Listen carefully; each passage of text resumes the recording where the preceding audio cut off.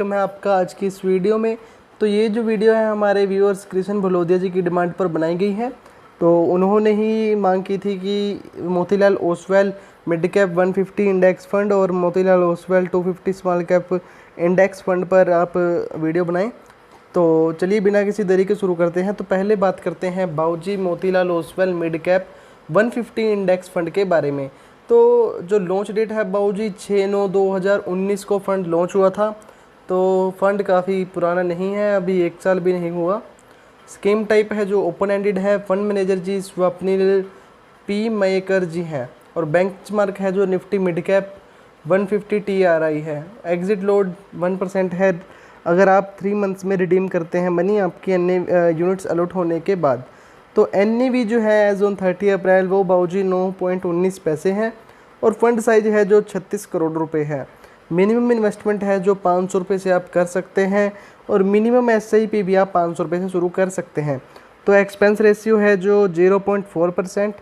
Tax आपको लगेगा बाबूजी, returns are taxed at 15% if you redeem before 1 year. अगर आप 1 साल से पहले अपने पैसे निकलवाते हैं, मनी रिडिप्शन करते हैं, तो आपको 15% का आपके रिटर्न्स पर टैक्स लगेगा। अगर आप उसके बाद आफ्टर 1 ईयर पैसे निकलवाते हैं तो आपको एक long term capital gain tax लगेगा जो कि 10% होगा।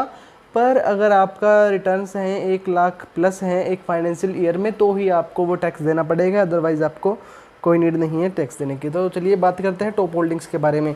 जब भी आप किसी फंड में इन्वेस्टमेंट करते हैं तो आप टॉप होल्डिंग्स के होल्डिंग्स जरूर देखते होंगे, क्योंकि पोर्टफोलियो के ऊपर ही स्कीम की परफॉर्मेंस छुपी होती है। तो इन्फो एज में बाबूजी 2.2% की हिस्सेदारी मेरा फेवरेट स्टॉक है इन्फो एज।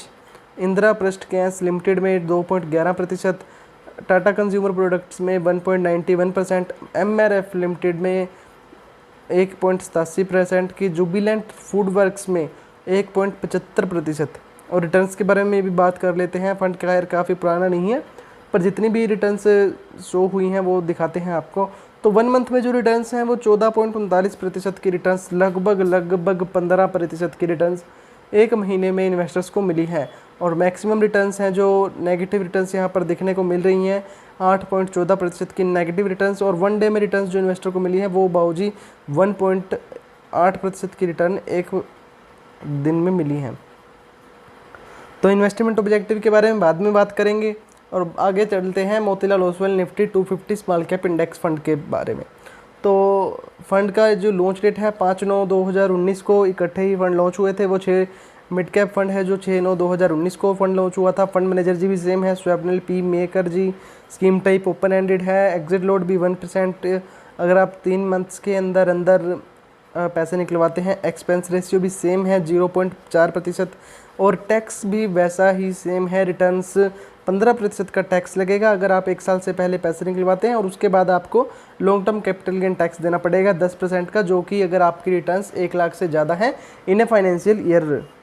तो मिनिमम इन्वेस्टमेंट है जो 500 रुपये है। मिनिमम SIP आप शुरू 500 रुपये से कर सकते हैं।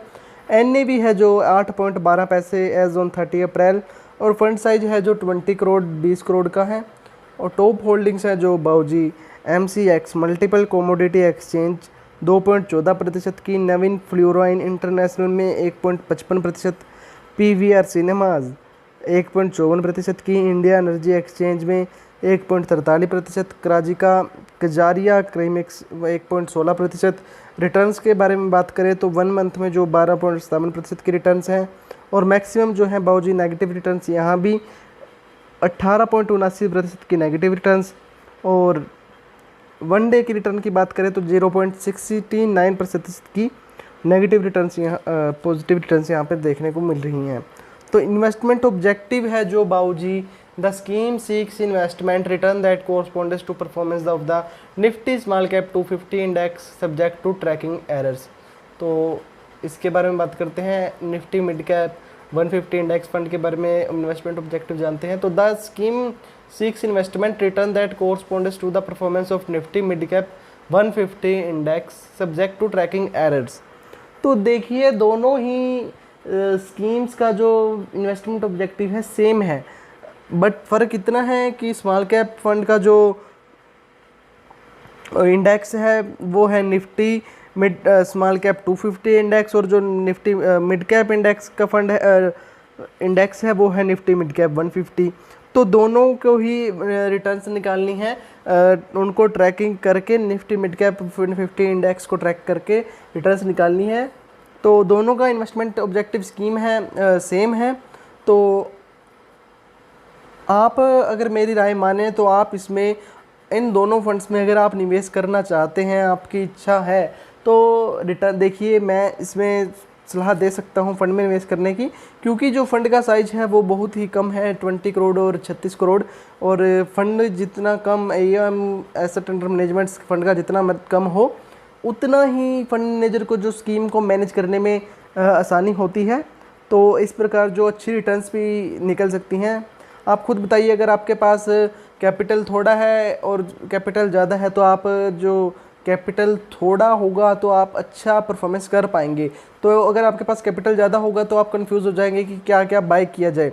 बट ऐसा नहीं है, अगर फंड का ज़्यादा AUM ज़्यादा हो तो फंड मैनेजर भी 2-3 हो सकते हैं।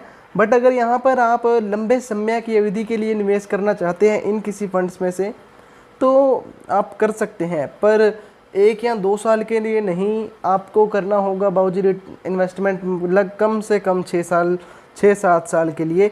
तभी आपको जो है एक अच्छी रिटर्न्स यहाँ से मिल सकती हैं, और रुपी कॉस्ट एवरेजिंग का भी आपको पूरा फ़ायदा यहाँ से मिलेगा। तो आप अगर एक लंबे समय के टाइम के लिए इसमें इन्वेस्टमेंट करना चाहते हैं तो ज़रूर कीजिए। पर यदि आपको मार्केट के में जो अप डाउन होते रहते हैं उसके लिए थोड़ा बहुत तैयार रहना पड़ेगा, क्योंकि कई इन्वेस्टर्स होते हैं जो मार्केट में थोड़ा सा भी फॉल आया तो तभी रिडक्शन करना लग जाते हैं। तो अगर आप लंबे समय के लिए करना चाहते हैं तो इन्वेस्टमेंट आप ज़रूर कीजिए। और बात करूँगा यहीं पर, वीडियो अच्छा लगा तो वीडियो को लाइक करके एनकरेज करिएगा और चैनल को सब्सक्राइब कर दीजिएगा।